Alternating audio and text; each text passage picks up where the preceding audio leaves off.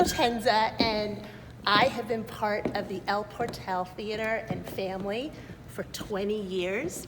I know I'm dating myself, but I have to say this theater has such a special place in my heart. And if you don't mind, I'd like to tell you some of the fun things I've done here. So it started out, my husband Josh and I, we were newly becoming producers of theater in LA. And we came across the El Portal because we live here in North Hollywood, and we had always passed this theater. And we decided to take a Reginald Rose classic, 12 Angry Men, and we made 12 Angry Women. And that was our first show here at the 99C Theater.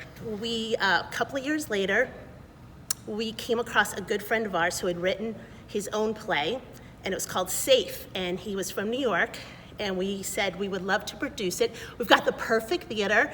We had the El Portal, the Circle Theater, it was called at the time. The coolest thing about that play is I remember doing a production, and I came out, and I said to Jay and Peggy, I'm like, can I ask you a question?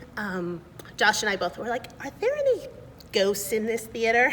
And Jay and Peggy, they're like, why? I'm like, well, in our play, the play is called Safe, and you're actually stuck in a safe from a bank robbery, and one of the actors had a cell phone that hadn't worked. It was a prop, and she said in the middle of the play, when she was looking for a signal, the phone actually went on, and we were all like, we cannot explain that, and to this day we can't explain that, and we don't know, but we thought it was pretty fantastic. So we're like, hey, you know what, if there's any ghosts in this theater, they are helping to write the play, and they're taking part of it, all the more. It was wonderful. So a couple of months after that, wound up bringing Dragapalooza, which are these talented drag performers. A lot of them have been on RuPaul's Drag Race, but these are singers. And we had a live band, and we actually did the show on the stage, and we had a full-on rock concert show, and it was the premiere, and then we went from there.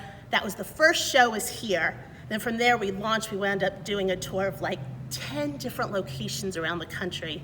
And now that show's actually looking at doing a residency when Vegas opens up. So it started here. So they wound up coming, they did the All Sports Film Festival in the Little Theater, and then we used the main stage for our awards ceremony. And it was the year when we gave Bruce Jenner, he got an award for being an amazing sports hero. We were in the theater meeting with Jay and Peggy, and there was this little office on the second floor, and we started renting that office. But the fun thing about that office, so my dad, he moved here from New York, and he got to be part of an awesome show, and he was here, the Jimmy Kimmel Live show, and he was the security guard, so his name's Uncle Frank. He was from, we're from New York, so he didn't want a car, he wanted to use public transportation, he wanted to walk, so it was perfect. So when we had the little office, he would go to work, and he would go to the train, and he'd wave to Josh and I up in the office, and we waved down to him, so it was like we had our own little neighborhood in this little part of NoHo. So one night, and this is the best, one night I was closing up, and it was just Peggy and I came into the theater, and I looked, and I was like, oh wait, there's one light that's on that, we have to go shut the light off. She's like, no, you don't shut that light off. I was like, oh, why? She's like, don't you know the story of the ghost light? And I was like, no, Peggy.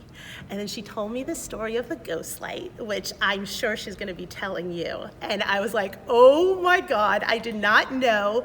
But of course you have to leave a light on at night for the ghosts in the theater. I wouldn't wanna be in the dark. So that was one of the coolest things. So I'm very honored to know what a ghost light represents in the theater. And may the light always shine.